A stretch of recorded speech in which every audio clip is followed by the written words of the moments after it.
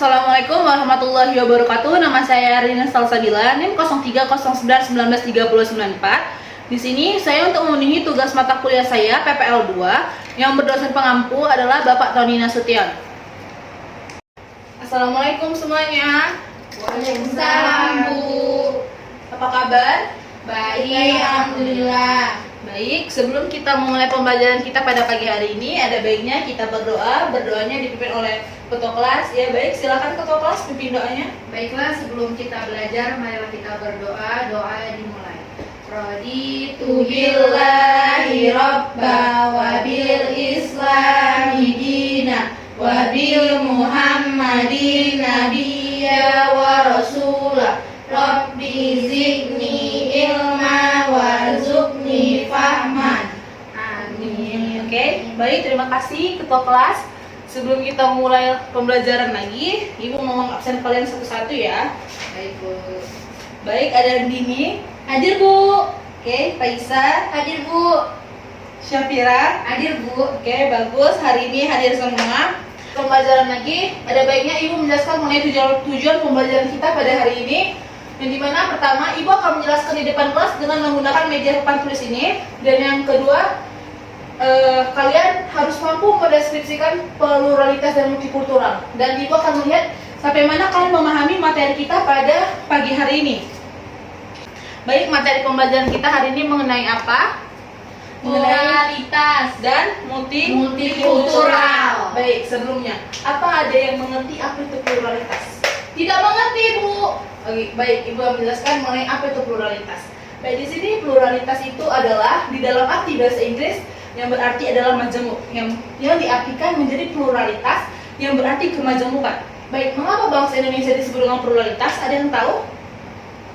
Belum, Bu. Oke, baik, biar Ibu menjelaskan. Baik, begini, mengapa Indonesia dibilang pluralitas? Karena masyarakat Indonesia itu memiliki kekayaan dan kemajemukan seperti kekayaan dan keberagaman seperti ras, suku, budaya, pekerjaan, dan lain sebagainya.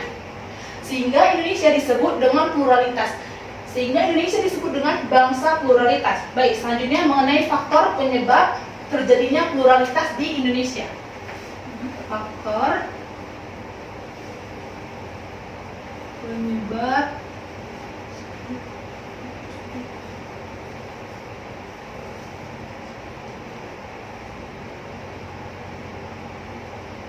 pluralitas. Baik, adapun faktor dari penyebab terjadinya pluralitas di Indonesia, pertama adanya faktor dari sejarah, yang dimana faktor sejarah tersebut terjadi akibat bangsa Yunani datang ke Indonesia, membawa keberagaman bangsa mereka ke Indonesia yang menyebabkan berbaurnya bangsa mereka dengan bangsa lokal yang ada di Indonesia. Pertama tadi faktor apa? Faktor sejarah. Faktor sejarah. Dan yang kedua, Faktor agama. Yang kedua ada faktor letak. Oke, faktor letak di sini adalah Indonesia dikenal dengan hutannya, lautnya, dan hutan, laut, dan kepulauannya. Faktor letak tadi dipenuhi, ada Indonesia diapit oleh apa? Iklim. Faktor letak tadi terletak dikelilingi oleh laut, hutan, dan pulau, yang dimana faktor letak tersebut yang menjadikan Indonesia tempat yang strategis untuk menjadi tempat pelayaran dunia. Dan yang ketiga ada faktor iklim. Nah, faktor iklim ini Indonesia dikenal dengan faktor iklimnya yang tropis, yang dimana Indonesia hanya memiliki dua musim, musim panas dan musim dingin. Nah, maka dari itu masyarakat Indonesia pola pikirnya berpikir bagaimana caranya biar bisa mereka bertahan hidup di dua musim tersebut, musim panas dan musim dingin. Dan yang keempat ada faktor geografis. Baik, terima kasih Andini. Faktor geografis di sini Indonesia diapit oleh dua benua, yaitu benua Asia dan benua Australia. dan dihimpit oleh dua samudra juga, Samudra Hindia dan Samudra Pasifik. Sehingga Indonesia adalah tempat pelayaran yang sangat strategis untuk pelayaran dunia pada saat itu. Dan yang terakhir, yang kelima ada faktor agama. Faktor agama. Faktor agama di sini kita flashback lagi ke faktor sejarah tadi yang sudah Ibu jelaskan. Faktor sejarah tadi kan ada bangsa Yunani masuk ke Indonesia dan berbaur oleh bangsa lokal. Maka dari itu adanya faktor sejarah dan adanya faktor agama lah yang membuat faktor pluralitas itu terjadi. Oke, dari faktor agama ini ada dua perubahan, ada dua perbedaan yang terjadi. Perbedaan yang pertama, perbedaan agama.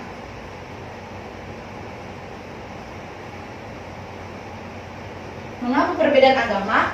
Karena tadi kan di faktor sejarah, karena bangsa Yunani itu pada saat itu masuk ke Indonesia membawa kebiasaan bangsa mereka, makanya ada perbedaan agama. Perbedaan agama di sini adanya yang disebut dengan toleransi, yang dimana toleransi sendiri adalah cara bagaimana seseorang menghargai agama orang lain dengan agama dia. Jadi agamaku agamaku, agamamu agamamu.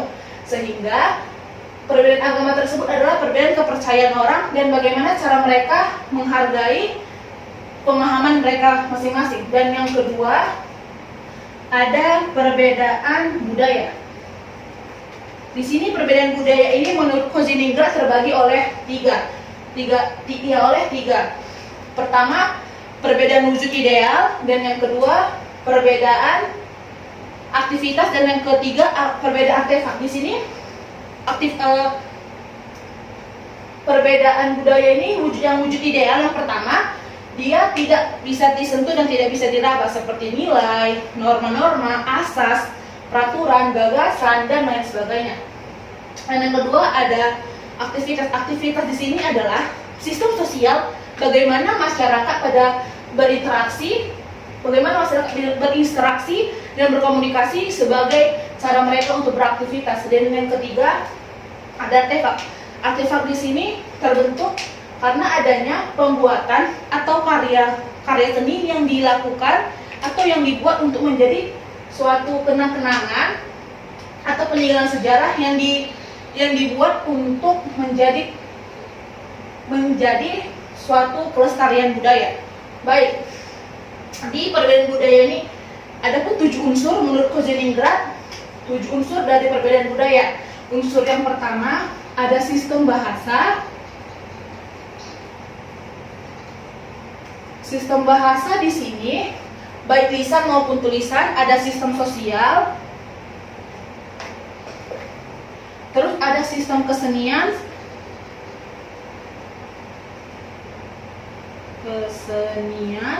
Dan yang keempat, sistem mata pencarian. Mata pencarian ini seperti peternakan, pertanian, produksi, dan lain sebagainya. Dan yang kelima ada sistem sosial, kesenian, mata pencarian. Ada sistem agama. Sistem agama. Yang keenam ada sistem teknologi. Dan yang ketujuh, ada yang tahu sistem apa lagi? Gak tahu, kurang tahu Bu. Nggak ada yang tahu sistem apa? Belum Bu. Oke, kalau belum ada, sistem agama, teknologi, mata pencarian, kesenian, sistem sosial,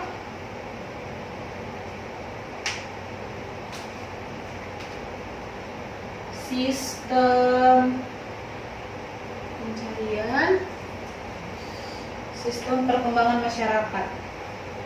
Perkembangan masyarakat.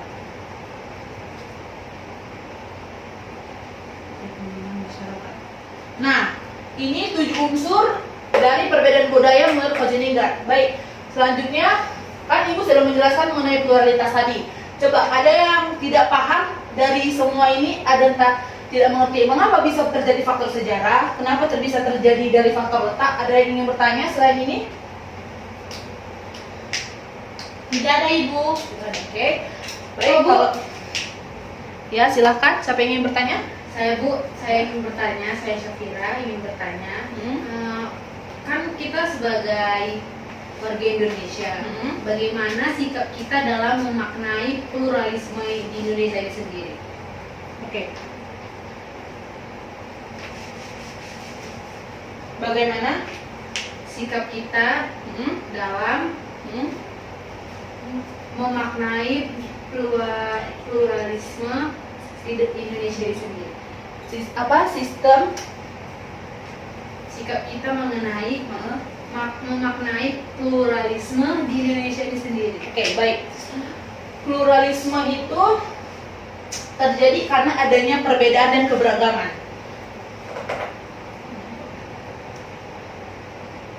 Oke, baik. Caranya kita adalah menghargai bagaimana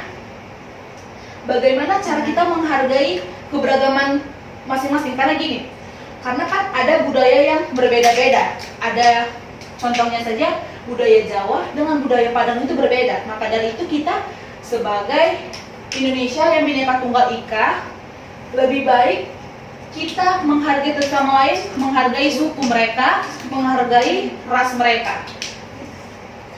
Maka dari itu adanya toleransi. Dan agama itu termasuk pluralitas juga, karena agama itu adalah hal yang sangat sensitif untuk dibicarakan di depan umum.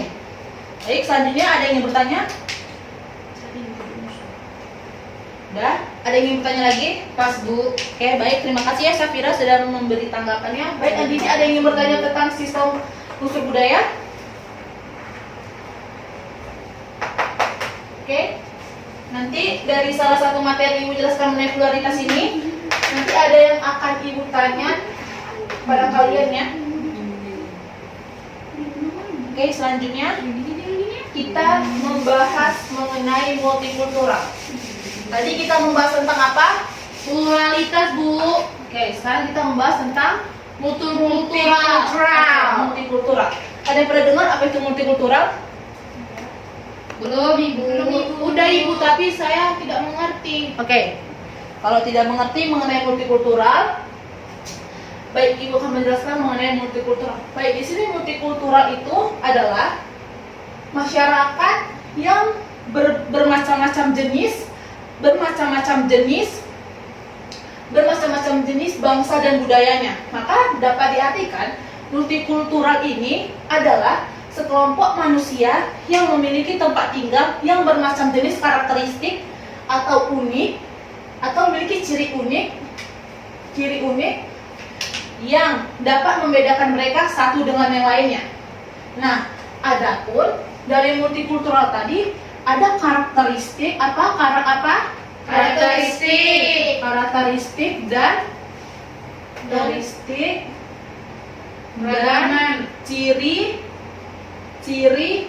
ciri-ciri multikultural. Oke. Ciri-ciri yang pertama apa? Ciri-ciri yang pertama adalah keberagaman perbedaan. Keberagaman perbedaan. Oke. Yang kedua ada apa? Adanya segmentasi. Segmentasi. Oke, segmentasi. Terus Berpotensi terjadinya konflik. penyebab terjadinya Konflik. konflik. Bagus. Adanya kelompok mayoritas dan minoritas. Penyebab terjadinya konflik. Dan yang keempat, Adanya kelompok mayoritas terjadinya dan dominasi ke kelompok. Dan yang terakhir adanya konsensusnya rendah.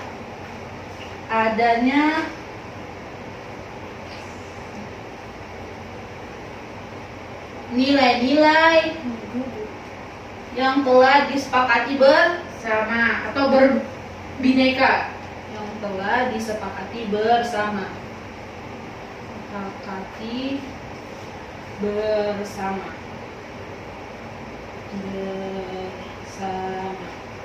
Nah, dari karakteristik dan ciri multikultural ini dapat kita tarik kesimpulan tadi mengenai pengertian multikultural tadi, yang dimana tadi di pengertiannya bahwasanya multikultural itu terjadi karena adanya perkembangan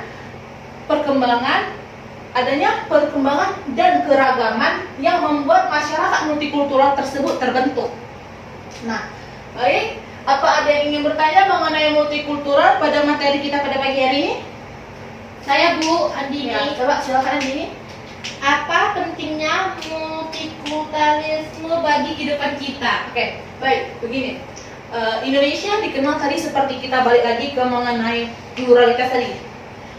Pluralitas dan multikultural ini adalah sama-sama mengenai keberagaman Indonesia. Yang dimana Indonesia itu dikenal dengan suku-sukunya, pulau-pulaunya, budayanya, dengan keberagaman segala kekayaan Indonesia. Mengapa kita ada multikultural? Kalau kita tidak ada multikultural, bagaimana kita menghargai suku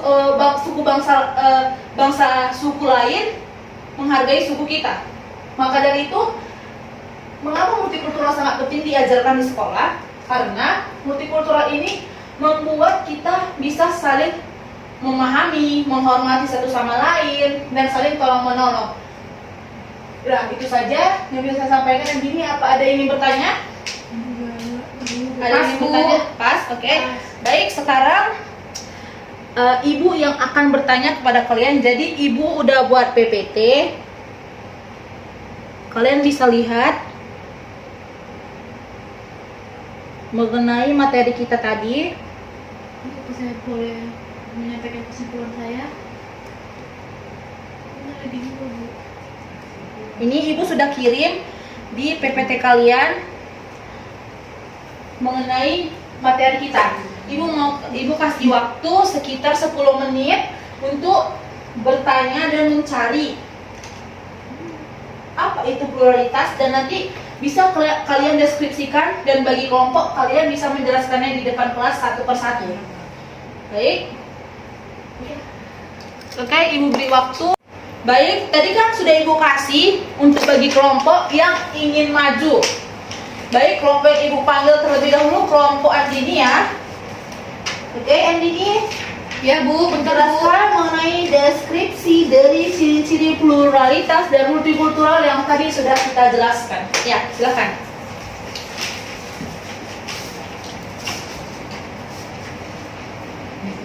Baik, Assalamualaikum warahmatullahi wabarakatuh. Saya Andini, saya mau menjawab apa yang Ibu kasih. Ya, baik, silakan.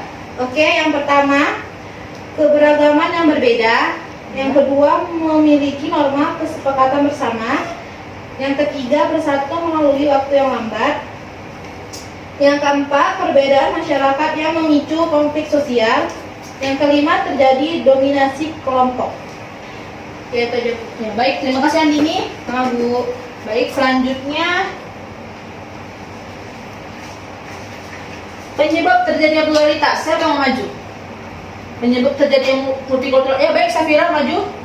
Penyebab terjadinya pluralitas dan multikultural. Silakan.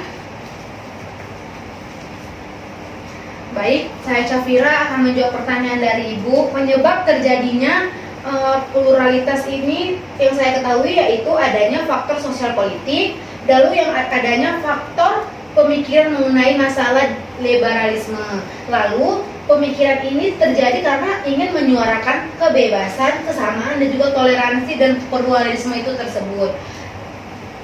Selanjutnya, mengenai penyebab terjadinya multikultural itu sendiri ada 4 yang saya ketahui. Yang pertama, melalui letak Indonesia, di mana letak Indonesia ini harus strategis. Dan yang kedua, kondisi wilayah Indonesia tersebut, yang dimana tadi sudah Ibu jelaskan mengenai kondisi wilayah Indonesia ini merupakan Indonesia merupakan kepulauan.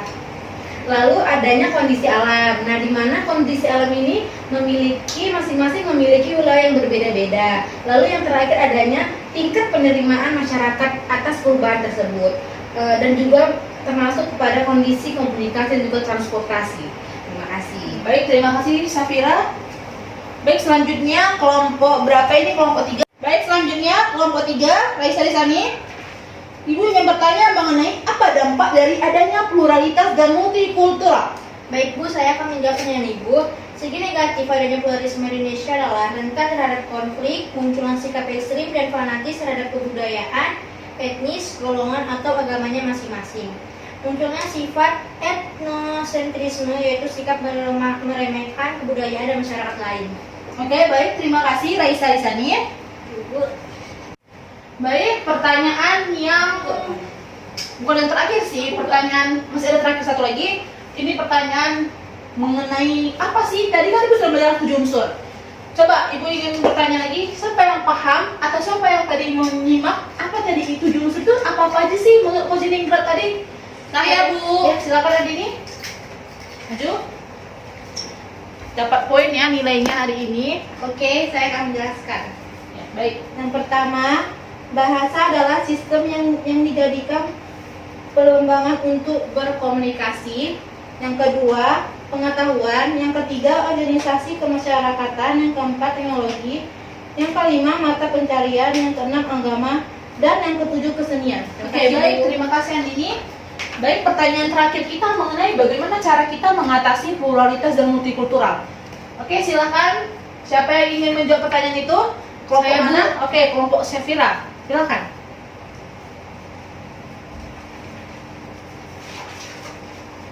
Baik Bu, saya akan menjawab pertanyaan dari Ibu.